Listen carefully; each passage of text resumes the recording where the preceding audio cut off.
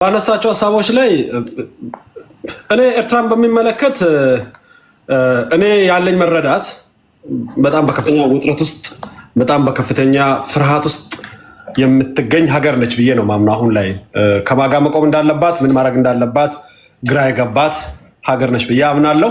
ኢትዮጵያ የባህር በር ጥያቄ ካነሳች ወዲህ ኤርትራ ውስጥ የኤርትራ መንግስት በሰላም እንቅልፍ ተኝቶ ስለማደሩ እርግጠኛ አይደለሁም። ወዳጅነትም ጠላትነትም ግራ ገብቶታል። አንዴ ፋኖ መጠቀም ይሞክራል፣ እጁ ላይ ይፈሱበታል፣ ቲፒኤልኤፍ ጋር ይመጣል፣ መተማመኑ የለም። እኔ በዚህ 5 ዓመት ውስጥ ባለኝ ግምገማ ይሄን ዓመት እንደ ህግደፍ በእጅግ ጥልቅ ፍርሃት ውስጥ ጥልቅ መረበሽ ውስጥ የገባ አልብያ አላምንም። ጦርነት ልጀምር የሚችለው ጦርነት መጀመሩ ምርጫ ያለው አይመስለኝም። እኔ ግን ከዛ የተሻለ ምርጫ ካገኘ አንድም ጥይት አይተኩስም ብዬ አምናለሁ። በሌላ መልኩ ጥቅም ለማግኘት የሚያስችል ካለ በጣም ይሞክራል፣ ግን ያለ አይመስለኝም። ያለውና በቅርቡ ለሱ ፊዚብል ሆኖ የሚታየው ምርጫ መጥፋቴ ካልቀረ ሞክሬ ልጥፋ፣ መገልበጤ ካልቀረ ሞክሬ ልገልበጥ ብሎ የሚሞክር ይመስለኛል። ምርጫ የለውም። ኢትዮጵያውያን እንዲያወሩ ማይፈልገው ነገር ተወርቷል፣ እንዲጠይቁ ማይፈልገው ነገር ተጠይቋል። ኢትዮጵያ ያን ሊያስችል የሚችል አስቻይ ጉልበቶችን እየታጠቀች ነው፣ እየተደራጀች ነው፣ በትልቅ ደረጃ እየመራን ነው፣ አጀንዳ እየሰጠን ነው። ያኔ ከዓመት በፊት ምንም ያልነበረ አጀንዳ ዛሬ እዛው አዳህሎ የሚወራ የሚተች በቃ ሆኗል። የባህር በር ጉዳይ ስጋ ለብሶ መጥቷል እና ያ ነገር እንቅልፍ የነሳው ይመስለኛል። ከዛ በላይ ጊዜና ጉልበት መስጠት ምናልባትም ተገቢ ነው ብዬ አላምንም። በጣም እየደቀቀ ያለ ጠላት ነው፣ ለእኔ በጣም ቀሽም ጠላት ነው። በጣም ቀሽም ጠላት ነው። ዳውንሌቲንግ የሚጠቀመው የኛን እንትን ነው እና ኤርትራ ሀገር ናት ብዬ ለመቀበል ራሱ በጣም ይከብደኛል። ወታደር ስላላት ብቻ እና እውቅና ስላላት እንጂ ሀገር የሚያስብል መሰረታዊ ምሰሶዎችን ብንቆጥር ኤርትራ የላትም። ሰው ብዙም እንትን አይለኝም። ከዛ ወደ ቲፒኤልኤፍ ሲመጣ እኔ ተደው የዛሬ 2 ዓመት ያለኝ ኮንፊደንስ እና አሁን ያለኝ ኮንፊደንስ የሰማይና ምድር ነው። ቲፒኤልኤፍ አሁን ላይ ራሱ ካደራጃቸው ኃይል ጋር ቅድም አንተ ጋር ከመግባቴ በፊት አንድ የነሱ ግሩፕ ላይ ገብቼ የሰማው ነበር እና ለሁለት ነው የምጣሉት። የሐራ መሬት ላይ ያለ የሚደግፈው አሉ፣ አይ እዚያ ያለው የሚደግፈው አሉ፣ መሀል ላይ ያሉ አሉ። እንኳን ለጠቅላላ ኢትዮጵያ የመንግስታዊ ስርዓት ስጋት ሊሆንና የጠላት መጠቀሚያ ክንድ ሊሆን ቀርቶ ትግራይ ምድር ላይ ተቃውሞ የሚነሳበት ምናልባትም አሟሞቱ በጣም የፈጠነ ድርጅት ነው ቲፒኤልኤፍ። ቲፒኤልኤፍ የሚደገፍም አይደለም፣ ለመደገፍም ከባድ ነው፣ ራሱ ለመደገፍም ከባድ ነው እና ቲፒኤልኤፍም እንደምታየው የፖለቲካ ሞቱን ሞቷል ብዬ አምናለሁ። ህጋዊ ሞቱን ሞቷል ብዬ አምናለሁ። አሁን ላይ ያለው አማራጭ እጁ ላይ የተራረፉ ብረቶችን እየወዘወዘ ግጭት ከመጥመቅ ያለፈ ምናልባትም በእጁ ላይ ያሉ ወጣቶችን አባብሎ ለህግደፍ አስረክቦ ጁኒየር ፓርትነር ሆኖ ለመበጥበጥ ሙከራ ከማድረግ ያለፈ ነገር አለ ብዬ አላምንም። እሱን ተማምኖ ህግደፍ ይገባል ብዬ አላምንም ለመናገር። ቲፒኤልኤፍንም ከዚህ በላይ አላይም። ፋኖ ጋር ስንመጣ እኔ መንግስት ለምን አላጠፋም? ለማጥፋት ከባድ ነው። እንኳን እንደዚህ ሸጥ ውስጥ ገብቶ የሚዋጋ ይቅርና ቲፒኤልኤፍን እኮ ሙሉ ወታደር ጨርሰን አይደለም የተደራደር ነው። ወሳኝ የምትለውን አካል ከሰበርክ በኋላ መሳሪያውን ተሸክሞም ታሸንፈዋለህ ማለት ከነ መሳሪያ። ህግደፍን እኮ ከባድሜ ወገቦ ዛላውን ሰብረን ስናባረር እያንዳንዱ ወታደር አልደመሰስንም። ወሳኝ የሚባለውን የጀርባ አጥንት ከሰበርክ አሸንፈሃል ማለት ነው። ትርክቱን ከመራ አሸንፈሃል። ፋኖ አንድነት የሚባል ድርጅት መሰረትን ባሉ ማግስት እኮ በዚህ ሳምንት በተከታታይ 3 ክፍለ ጦር መሪዎች ናቸው። እነሱ ክፍለ ጦር ብለው ነው የሚጠሩት። ስም ያላቸው ዝና ያላቸው እየሰጡ ነው። አሁን እኮ እነሱም ጋር ብትሄድ ከብልጽግና ጋር ከመከላከያ ጋር የሚያደርጉትን ትተው እርስ በርስ ነው የሚፈላለሙት እኮ። አንዱ ጀግና የሚለውን አንዱ ባንዳ የሚል ነው። ይሄን 2-3 ሳምንት ሚዲያ ላይም ሜዳ ላይም ውጊያው የጎንዮሽ ነው እና እኛ ጥሩ ስራ እየሰራን ያለ ነው። ምንድነው እየመጡ ያሉትን በክብር መቀበል ነው ስቴጁ። ፋኖ እንደውም ከሌሎቹ የሚበልጠው ሁሌም ይገርመኛል። ፋኖ በጣም ይሄ ምንድነው የምታውቀው ነገር አለ በሳምንት ውስጥ አድጎ ፍሬ አፍርቶ ወደ ምጣወልግ አይነት ነገር ሁሉም ትግሎች አሉ ፌዝ አላቸው አንዳንዶቹ 50 ዓመት አርጅተው ይሞታሉ አንዳንዶቹ በ17 ዓመት ይሞታሉ አንዳንዶቹ በ10 ዓመት አንዳንዱ በ5 ዓመት አንዱ በ2 ዓመት ነው ያለቀለት እኮ በ2 ዓመት ለሞላ ትንሽ ቀን ነው የሚቀረው ከተሞችን በመቆጣጠር ጀመረ ወደ ዞን ወረደ ወደ ወረዳ ወረደ ወደ ሸጥ ወረደ አሁን ደግሞ እየመጣ ነው ፍራግመንት ሆነዋል አሉኝ የምላቸው ባይዘው የተወሰኑትን እያሳከምንም ነው እየተቀበልን ያለ ነው አሁን ላይ ምናልባት ስራ መሰራት ካለበት እየመጡ ያሉትን እንዴት እንቀበል እየመጡ ያሉትን እንዴት እንንከባከብ እንዴት የስልጠና ሂደትን እንስጥ እንዴት ወደ ኑሮ እንዲመጡ እናድርግ የሚልና እነሱ የለቀቁ ቦታ ላይ ደግሞ ሌላ ወንበዴ እንዳይመጣ መጠንቀቅ አንድ ደቂቃ ነው ያለኝ አቶ ጃንኩን ሽንሽት ኦኬ ሙሉ በሙሉ ፋኖ ነገ ያልቃል ዛሬ ያልቃል ልል አልችልም ግን በመሰረታዊነት የፋኖ ጉዳይ ለኔ አብቅቷል ለመንግስት ችግር የማይሆን ማለት ስጋት የማይሆን ግን ደግሞ ሽፍታ ሆኖ ሰፈር የሚበጠብጥ የዛሬ 5 ዓመትም ሊኖር ይችላል በደንብ ካልተ ህዝቡ በደንብ ኦርጋናይዝ ሆኖ የመንግስት መዋቅር ጸድቶ እኔ መንግስት መዋቅር ውስጥ ችግር አለ ስለማምን በተለይ በአማራ ክልል መዋቅር ውስጥ ስቲል ችግር አለ ብያምናለሁ በእነሱ ምክንያት ላይጠፋ ይችላል ግን ፋኖ አሁን ስጋት አይደለም ግማሹ ከቲፒኤልኤፍ ጋር እስራኤላል ግማሹ ከብልጽግና ጋር እስራኤላል ግማሹ ከህግደፍ ጋር እስራኤላል ራሳቸው የተበታተኗቸው መሪ የላቸውም አይዘ ሴንትራል መሪ ፊገር የሆነ የፖለቲካ ምን የሚሊተሪ መሪ እስከለ ድረስ እንኳን የትጥቅ ትግል ኖርማል የፖለቲካ ትግልም ፍሬያማ አይሆንም ይሄ አንተን ታውቀዋለህ ፋኖ የማሸነፍ እድል የለውም ምናልባት የወታደሮች ምንድነው የሐኪሞች ጥያቄ ላይ ማለት ካለብኝ እኔ የሐኪሞቹ ጥያቄ ለጅምስ ጥያቄ ነው ብያምናለሁ ይሄን በትክክለኛ ጥያቄ ነው ችግር ውስጥ ናቸው እነሱ ብቻ አይደሉም ሁሉም ኢትዮጵያ ውስጥ የኑሮ ውድነቱ ለብዙ ዘመናት የቆየ ነው እየጨመረ የመጣ ነው መፈታት አለበት ያምናለሁ በሰላማዊ ሰልፍ ወይ ደግሞ ስራ በማቆም ግን ይፈታል የሚል እምነት የለኝም በሚባለው ደረጃ ስራ ቆሟል ብዬ አላምንም አሰራር አለ ስርዓት አለ መዋቅር አለ በዛ መልኩ ማቅረብ ችግሮችን መፍታት ነው የመንግስትም አካል እነዚህ ላይ ጥያቄዎች ላይ የሚወስደው እርምጃ ኃይል የተቀላቀለበት መሆን የለበትም ጫና የሚፈጥር እስርና እንግልት የሚያደርግ መሆን የለበትም ብዬ አምናለሁ ጥያቄው ለጅትመት ጥያቄ ነው ከጀርባ ያሉ ጥንባንሳዎች ግን ጥያቄውን ያቆሸሹት ያለ ይመስለኛል የፖለቲካ ጥንባንሳ እንደምታውቀው ፖለቲካ ማደራጀት ያቃታቸው ትልቅ የነበሩ ግን ወድቀው መውደቃቸውን ያላመኑ ሀብታም የነበሩ የከሰሩ አንድም ሰፈር ማንቀሳቀስ ያቃታቸው ንጉስ ነን ይሉ የነበሩ ሁሉ የወደቁ ፖለቲከኞች በሙሉ በነጭ ጋውን ስር ለመደበቅ የሚሞክሩት ነገር ጥያቄውን ትንሽ አቆሸሸ ቢመስልም ጥያቄው ትክክለኛ ነው መንግስት ይፈታዋል የሚል ምሳሌ ካልፈታ በሂደት ችግር መሆኑ አይቀርም ምክንያለኝ አመሰግናለሁ ከልብ አመሰግናለሁ ሁለት ሰዎች አላችሁ ቪዲዮ ማታበሩ የእናንተን አንድ ዙር አደምጣችሁና 4 ሰዎችን ብቻ አስቀርቼ የተያየን እናወራለን ማለት ነው ደሳለኝ ቡኖ ሳምና ሶራ ቀርታችሁ አይ ዶንት ቲንክ ብላታ የመጀመሪያ ቀን ሳይ ነው ቪዲዮ ምታበራ አይመስለኝም ምታበራ ከሆነ ትቆያለህ ዋንጋሪም እንደዚሁ ቪዲዮ አበራን በተለያዩ ምክንያቶች ግን ሐሳባቸውን አንድ ዙር ሰማና የመጀመሪያ ዙር ስለሆነ ማለት ነው ከዚህ ቀደም እንደማደርገው በኦዲዮ ብቻ ለሚገቡ ሰዎች አንድ እድል እንሰጥና ከዛ ወደ በቪዲዮ የተያየን የምናወራበትን ፕሮግራም ነው ማድረገው በቪዲዮ ሲያበሩ ሰዎች ለምንድን ነው ጥቅሙ ማን ምን እንደሆነ ይታያል ማን ምን እንደሆነ ይታያል ደንዴ እያለ ያወራው ሁሉ አማራ አይደለም ወይም ደግሞ ስሙን መጨረሻ ላይ ሰፊክስ ላይ ያደረገው ሁሉ ኦሮሞ አይደለም ወይም ኦሮምኛ ቋንቋ የተናገረው ሁሉ ኦሮሞ አይደለም ትግረኛ ቋንቋ ላይ ነጎይቶም እነመብራቱ ምናምን በስምንት መመሳሰል ትግራዊ አይደሉም የሚል ቅሬታ ከብሔርተኞች ስለመጣ መታየት አለበት የሚል እንትን ጀምረና ስትታይ ከናንተ ወገን ከሆነ እናንተ ተለያላችሁ ካልሆነ ከኛ ወገን አይደለም ትላላችሁ ከዛ ውጪ ላድርግልህ የምችለው ነገር የለም ለማለት ያ ነው የሆነ ነው አቶ ጌታቸው ረዳ ከኦነግና ከፋኖች ጋር እንደሚሰሩ ተናግሯል ከፋና ጋር በነበራቸው ቆይታና በጣም ያሳቀኝ ነገር ሲጠረጥር አቶ ጌታቸው መናገር ከሚገባቸው ንግግር 5% ብቻ የተናገሩ ይመስለኛል 95% እንደውም አልተናገሩም ነው የተባለ ያለውና አቶ ገብሩ አስራትም ዛሬ የተናገሩት ለሪፖርተር ይሄንን ነው ብዙ እኔ እንኳን ማውቃቸው ብዙ ጉዶች አሉ እንደውም አቶ ጌታቸው ረዳ ምንም አልተናገሩ ነው ያሉት በ5% ንግግር ይሄን ያህል ካስባሉ አቶ ጌታቸው ምናልባትም 20%ን የህወሓትን ጉዳይ ቢናገሩ ኢማጂን ምን ሊፈጠር እንደሚችል የሆነ ነው ከሻቢያና ከኦነግ ጋር እንደሚሰሩ ቲፒኤልኤፍ ተናግሯል ከፋኖ ጋር እንሰራ እንደነበር ብሎ ተናግሯል ከፋኖ ጋርና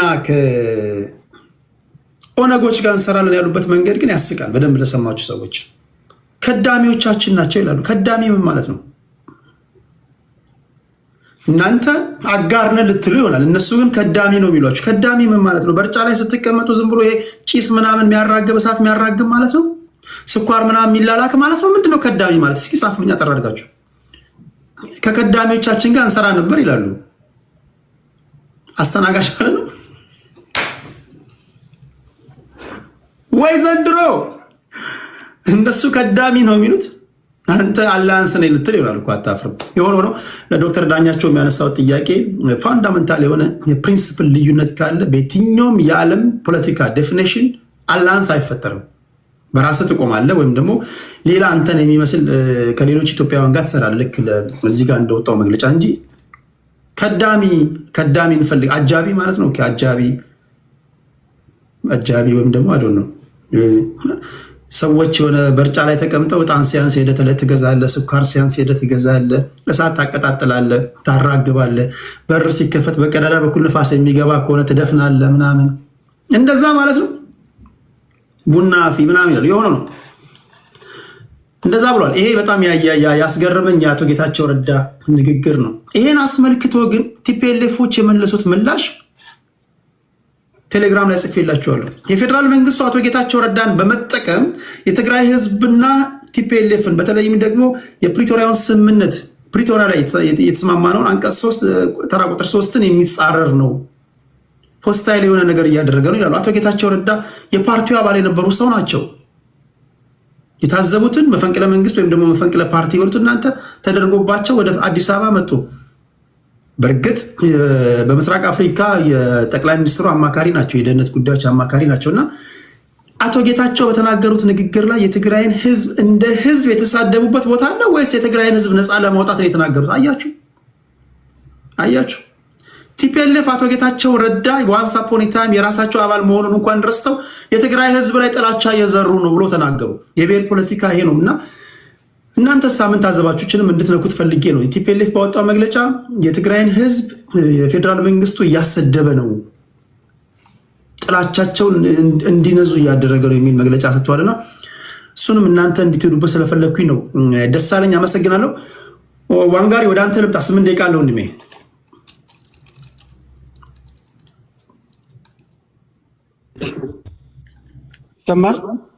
ይሰማል። ኦኬ ቴንክ ዩ።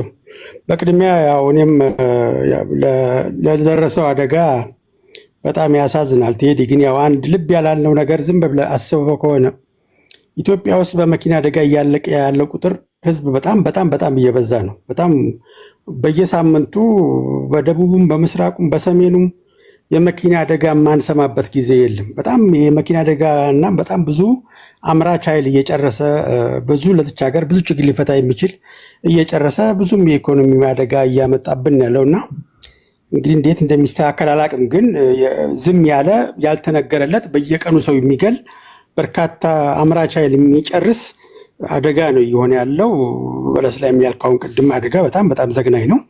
እንግዲህ እግዚአብሔር መጽናናቱን ይስጥ ለቤተሰብ ላለው ነው። በዚሁ አጋጣሚ ያነሳውን አጀንዳ በሚመለከት አይ ቲንክ ያው ቴዲ አንባቢ ነው መቼም እንትና ወልደ ሰማያት ገብረወልድ ደጃዝማች ወልደ ሰማያት ገብረወልድ የሚባለው ህይወት የሚባል መጽሐፍ ጽፈዋልና የወላይታ ሶዶ ከተማ አቅኒ የነበሩ ከንቲባ የነበሩ በጣም በዛ ዘመን ያሉ ኢትዮጵያውያን በ60ዎቹ ያሉትን ምሁራኖች የሚተቹበት ትችት አለ። እነዚህ ሰዎች አገር ለመበተን ነው እንደተምረው የመጡት ይላሉ። ባይዘው በዚህ አጋጣሚ ፕሮፌሰር መስፍን ወልደማርያምንም ኃይለኛ ትችት አቅርበውበታል። የግንቢ አውራጃ አስተዳዳሪ ሆኖ ተመድበው አልሰራም ብለው በመተቸት ብቻ መንግስትን በመተቸት ብቻ ተምረው የመጡ ናቸው። ስሪታቸው መነሻቸውም ሂፖ ከሚባል ዋሽንግተን ዲሲ ውስጥ የነበሩ ዝም ብሎ መንግስት በመተቸት የሚታወቁ ምሁራኖች ናቸው። እሱን ተጣብተው መጡ። ያ ትውልድ ስርዓት መገንባት አያውቅም፣ ስርዓት ማፍረስ ግን አንደኛ ነው ብለው ይተቻሉ። ደጃዝማች ወልደ ሰማያት ገብረወልድ የወላይታ ሶዶ በጣም የታወቁ ናቸው። ታሪካቸውን አንብቡ። በጣም ምርጥ መጽሐፍ ነው። ህይወት የሚል መጽሐፍ አላቸው። በጣም በጣም በጣም ኢቭን የጓድ ሊቀመንበር መንግስቱ ኃይለማርያም ራሱ ምስክርነታቸውን የሰጡላቸው ሰው ናቸው። ብዙ የጃንሆይ ሹሞች ሲያሱና ሲገሉ እሳቸውን ግን እንዳትነኩ በማለት ሊቀመንበሩ ራሳቸው የተከራከሩላቸው ኢትዮጵያን ሲገነቡ የኖሩ ነው በቤታቸው። በመጨረሻ ላይ የወለጋ ጠቅላይ አስተዳዳሪ ነበሩና ያንን ትውልድ ሲተቹት አሁን ከሻቢያ ቅድም ደሱ ሲያወራ ቅድም ያ የሻቢያ የኢሳያስ ጄኔሬሽንስ ምንድን ነው የሚያስበው? ጎረቤቱን ወዳጅ አድርጎ ኮኦፕሬት አድርጎ አጋዥ አድርጎ አብሮ መልማት ነው የሚፈልገው ወይስ ጎረቤቱን አንበርክኮ በሱ ቁጥጥር ውስጥ አድርጎ የሱን ቤት እያቦካ የሚጋግርለት ቤት ነው የሚፈልገው? ያ ጄኔሬሽንስ ምን ነበር ሲያስብ የነበረው? ያ ጄኔሬሽንስ ህወሓት ውስጥ አለ። ያ ጄኔሬሽንስ የኢትዮጵያ ፖለቲካውን የበጠበጡት በለውጥ ስም ደም የሚገብሩ በለውጥ ስም ከቀድሞ የተሻለ እናመጣለን ብለው ግን ዘወር ሲያመጡ የቆዩ መጥፎ የፖለቲካ ካልቸር የተከሉ ናቸውና እንግዲህ የሻቢያ ጉዳይ በእርግጥ በኢትዮጵያና በኤርትራ መካከል የተመሰረተው ላለፉት 30 ዓመታት የነበረው ዲፕሎማቲክ ሪሌሽንሺፕ ኢንስቲትዩሽናል አልነበረም፣ ያው ግለሰባዊ ነበረ። በሁለቱ መሪዎች መካከል ፍቅር በነበረ ጊዜ ቦርደር አልነበረንም፣ እንደፈለግን ሲሉ ነበረ። በሁለቱ ግለሰቦች መካከል ጸብ ሲነሳ ደግሞ ወደ ጦርነት አገረሸ፣ በርካታ ዜጎችን ገደለ። ያ ዲፕሎማቲክ ሪሌሽንስ ኢንስቲትዩሽናል ሆኖ በሁለቱ ሀገራቶች መካከል የጎረቤቴ ሰላም የኔም ሰላም ነው፣ የጎረቤቴ ልማት የኔም ልማት ነው በሚል በትብብር ፖለቲካ ላይ የተመሰረተ ፖለቲካ አራምዶ የማያውቅም ኢሳያስ። ስለዚህ አሁን እኛ የባህር በር ያስፈልገናል ቱ ቢ ኦነስት እንኳን የባህር በር ያጣንበት መንገድ ኤርትራ ለነፃነታቸው ታግለው ነፃ ማውጣታቸው እንደጠበቀ ሆኖ አገር የተባሉበት ሂደት ኮምፕሊትሊ ኢንተርናሽናል ሎውን የተጣረረ ነበረ፣ ወይም ደግሞ ፕሮፐር የሆነ የአገር እውቅና አልነበር የሚያገኝ። ያ እንደተጠበቀ ሆኖ ግን በተለይ ኢትዮጵያ ከወደብ ከኮስታል ስቴት ነበረች ወደ ላንድ ሎክድ ስቴት ስትቀየር ከጀርባ ያለውን ኢቪል ነገር ሲጫወት ስለነበረ ኢትዮጵያ የወደብ ጥያቄ ስታነሳ ሶማሌላንድ ላይ ስታነሳ እኮ ኤርትራ ተንቀጭቅዣለች እኮ ከግብፅ ጋር ከሶማሌ ጋር ያላገባችሁ ገብታ። አሁን ይሄ ያ ጄኔሬሽን እዛ ሂፖስ የሚሏቸው የዛ የዋሽንግተኖቹ ምሁር ተብዮች ግን እንደው ዝም ብሎ መተቸት የሚያውቁ አንድ ጊዜ ኮንስትራክቲቭ አይዲያ የማያቀርቡ ወንበር ላይ ሲወጡ ደግሞ ከሁሉም ጋር የሚናከሱ ናቸው ብሎ ነው የሚያስቀምጡት። እና ደጃዝማች እኔም አሁን የኢሳያስን ኢትዮጵያ ወደ ጥያቄ ማንሳትን ወደ ጦርነት አይቀይሩም የሚል እምነት የለኝም። ቱ ቢ ኦነስት በወደቡ እሷም ተጠቅማ ኢትዮጵያም ተጠቅማ አብሮ መልማት ምን ያክል ጥቅም እንደሚሰጥ አተውት አይመስለኝም። ሁል ጊዜ ያው እንግዲህ የአፍሪካ ሊደሮች አንድ ወንበሯን ከያዙ በኋላ በተለይ ደግሞ ሊበሬተርስ ዲክታተርስ ሲሆኑ የዲሞክራሲ ዘር በፍጹም በሀገራቸው እንዳይበቅል ከሚያደርግ አብዛኛው የአፍሪካን ነፃ ያወጡ ሊበሬተሮችን ተሞክሮ መመልከት እንችላለን። ሁል ጊዜ ከጦር ሜዳ የነበረውን ባህል ይዘው ስለሚመጡ ገቨርነንስ ውስጥ የሚያስገቡት በጦርነት ውስጥ የነበራቸውን ባህል ስለሆነ ለዲሞክራሲ እርሾ የሚሆኑ ነገሮችን በማስቀመጥ ረገድ በጣም ሚናቸው በጣም ዝቅተኛ እንደሆነ ዋይ ዲሞክራሲ ፌልስ ኢን አፍሪካ በማለት በርካታ ጥናቶች አሉ። ሪፈር ልታደርጓቸው ትችላላችሁ በርካታ።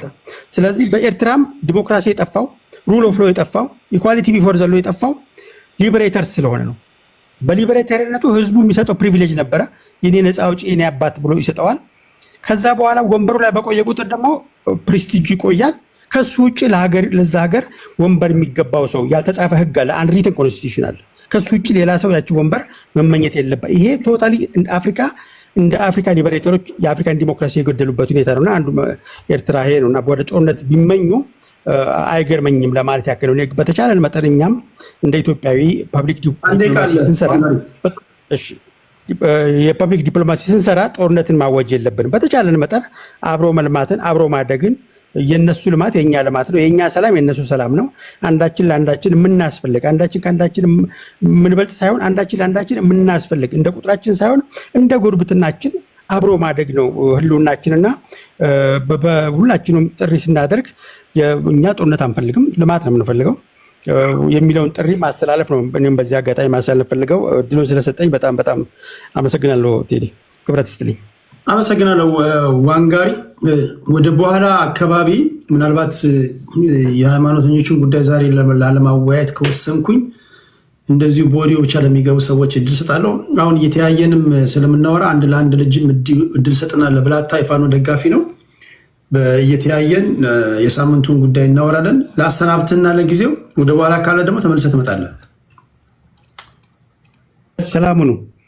እሺ ዋንጋሪ። እሺ የአንድ የሻዕቢያ ደጋፊ በቪዲዮ ከፍተህ የምታወራ ወይ የምታወሪ ሌላ የፋኖ ደጋፊ ብላታ ቪዲዮ ማብራት የምትችለው ወይስ በኦዲዮ ነው? ዛሬው በቪዲዮ ሆነልኝ ቴዲ። ኦኬ አንድ ዙር ታወራለህ፣ ችግር የለውም። ሌሎቹን እንደዚህ በቪዲዮ አብርተው የሚያወሩ ስለሆነ እነሱን አቆይና ያንተን ሀሳብ ከፋኖ ጋር በተያያዘ ሰማና እንዲሁ አንድ የቲፒኤልኤፍ ደጋፊ በአብዛኞቻችሁ በሀሳብ የተወሰነ ልዩነቶችን እንዳሉ እያየሁኝ ነው። ግማሾቻችሁ በምንም ተአምር ከሻዕቢያ ጋር መስራት ሞት ነው የምትሏላችሁ፣ ግማሾቻችሁ ደግሞ ከሻዕቢያ ጋር በማንኛውም ሁኔታ የፌዴራል መንግስት ውስጥ ከሰራ ድረስ ለምን እኛ አንሰራም ትላላችሁ። ሁለታችሁም የምታስቀምጡት መንገድ ለእኔ ሜክ ሴንስ ያደርጋል፣ ግን አይ ዶንት ኖ። የተሻለውን መርጣችሁ የመውሰድ መብታችሁ የተጠበቀ ነው። ካላችሁ የቲፒኤልኤፍ ደጋፊዎች እድል ሰጣችኋለሁ፣ ግን በቪዲዮ የምናወራበት ሰዓት ስለሚሆን ማለት ነው። ብላታ ወደ አንተ ልምጣ። 8 ደቂቃ አለው ወንድሜ። እሺ ታንኪዩ ቴዲ ስላስገባኝ አመሰግናለሁ። እንግዲህ የፋኖ ደጋፊ ነኝ። በመሰረታዊነት ቴዲ ከህዝብ በፊት የአማራ ህዝብ የራሱ የሚለው ድርጅት አልነበረውም። በሲቪል አደረጃጀትም በሚሊተሪ አደረጃጀትም የራሱ ድርጅት አልነበረውም። እንደ ህዝብም አዲስ ብሔርተኞች ነን። በመካከል የአደረጃጀት ልዩነቶች፣ ክፍተቶች ቢፈጠሩ ከዚህ የመነጨ ነው። ሌሎች ምናልባትም ለበርካታ ዓመታት የሰሩት ብሔርተኝነት አለ። እኛ እዛ ውስጥ አልነበርንም። አሁን መከራና የማንፈልጋቸው ነገሮች ሲደርሱብን ነው ወደዚህ ማዕዘን የገባ ነው። ስለዚህ እንደ ህዝብ ተደራጅተን እንደ ህዝብ ቆመን መታገል ስለሚጠይቅ ነው ጊዜው። ስለዚህ በዚህ አዲስ ሁኔታ ላይ የአደረጃጀት ክፍተቶች፣ የእርስ በርስ ሽሚያዎች ሊኖሩ ቢችሉ የሚጠበቅ ነው። እድገት ደረጃው ነው ማለት ነው እና ካነሳቸው ነጥቦች አንጻር ስናነሳ ስፔሻሊ ከፋኖ አንድነት ጋር የተያያዘ የአማራ ህዝብ አሁን ላይ የኔ የሚለው መከታ ኃይል አለ። ብዙ ወገኖች የሚያነሱት ምንድነው የአደረጃጀት አንድነት የላችሁም ይላሉ። ነገር ግን የተፋጠነ የአደረጃጀት የአማራ ህዝብ እንዴት እንደጎደው ልምዶ አለን። አፍጥነን በተቻኮለ ሁኔታ መሪ ተመርጦ በአላግባብ የተፋጠነ የመሪ አመራረጥ ምን ያክል በሲቪል አደረጃጀት እንደጎዳን እናውቀዋለን። አሁን ላይም ያሉ የፋኖ አንዳንድ ቦታ ላይ ያሉ አደረጃጀቶች ምን ያክል ፍራስትሬት እያደረጉ እንረዳለን። ይሄም የመነጨው አዲስ አደረጃጀት፣ አዲስ ብሔርተኝነት የሚወልደው የራሱ የእድገት ደረጃ አለው። በዛ የእድገት ደረጃ እያለፈ ያለ ትግል ነው። ስለዚህ በዚህ በመዘኛ ሲመዘን ትክክለኛ ቁመና ላይ ያለ ትግል ስለሆነ ምንም የሚያሰጋ ነገር የለውም። ስለዚህ ይሄ የሚጠበቅ ነው። የሚያቻኩል ነገር ምናልባትም ሌሎች ወይም የብልጽግና አካላት እንደሚሉት አይደለም። ቶሎ የሚያቻኩል ነገር መርጠን አላስፈላጊ ሰው ቦታው ላይ አድርገን ትግሉን ለሌላ አካል አሳልፎ መስጠትም ስለሚያጋጥም ምንም የሚያስቸኩል ነገር የለም። ትልቁ ነገር ምድር ላይ በሚፈለገው ልክ እየሄደ ነው። የአማራ ህዝብ የአማራ ፋኖ እየታገለ ያለው አሁን እስካሁን ገና ከራሱ ወገኖች ጋር ከአድማ ብተራ፣ ከሚኒሻ፣ ከራሱ ከብልጽግና የክልሉ አደረጃጀት ጋር ነው እየታገለ ያለው። ይሄን ከጨረሰ ሌላ ወደው ገብስ ነው። ምክንያቱም የሀገሪቱ መከላከያ ኃይል ያለበትን ቁመና ማንም ያውቃል። የህፃናት መዋለ ህፃናት ነው የሚመስለው በብዛት። ስለዚህ ይሄኛው የመከላከያ ቁመና ያን ያክል እዚህ ግባ የሚባል አይደለም እና የራሱን የቤት ስራ በአግባቡ እየሰራ ያለ አደረጃጀቱን እያሰፋ ያለ እያጠናከረ ያለ በኮማንዶ ደረጃ እያሰለጠነ ያለ ኃይል ነው። ውጤቱ በቅርብ ጊዜያት የሚታይ ይሆናል። የአደረጃጀት ስራዎች ካለው ከቲፒኤልኤፍ ጋር በተያያዘ እንግዲህ ቴዳ የአማራ ህዝብ ከሱዳን ጋር፣ ከኤርትራ ጋር፣ ከቲፒኤልኤፍ ጋር፣ ከብልጽግና ጋር፣ ከኦነግ ጋር እንዲዋጋ የሚፈልግ አካላት አሉ። በተመሳሳይ ሰዓት ጠላት አናበዛም እኛ። ነገር ግን ማንም ጋር ግን አንደገፍም። አሁን የአማራ ህዝብ የኔ የሚለው ተቋም አለው፣ የኔ የሚለው ኃይል አለው። ስለዚህ ከማንም የምንደግፈው ኃይል የለም። በትብብር የምንሰራባቸው በፕሪንሲፕል ደረጃ የምናምንባቸው ካሉ ግን እንሰራለን። ምክንያቱም የምንገጥመው አካል መንግስት ነው። ማንም ሰው መዘንጋት የሌለበት ከሀገሪቱ መንግስት ጋር እየታገለ ያለ ኃይል ነው እንጂ ከሆነ አካል ጋር አይደለም። የሀገሪቱ መንግስት የዲፕሎማሲ ኃይል አለው፣ የገንዘብ ኃይል አለው፣ የሚሊተሪ በፈለገው ሰዓት ከፈለገው ሚሊተሪ መግዛት ይችላል። ከዚህ ኃይል ጋር እየታገልህ መሽኮርመም